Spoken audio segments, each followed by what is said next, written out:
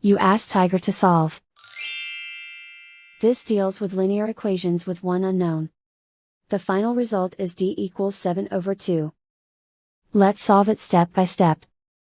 Group all d terms on the left side of the equation. Add 9d to both sides. Group like terms. Simplify the arithmetic. Group like terms.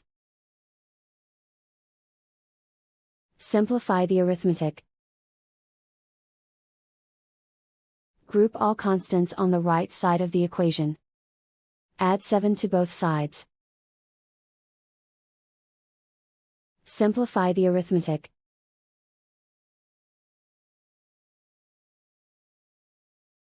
Isolate the d. Divide both sides by 4. Simplify the fraction. Find the greatest common factor of the numerator and denominator. Factor out and cancel the greatest common factor.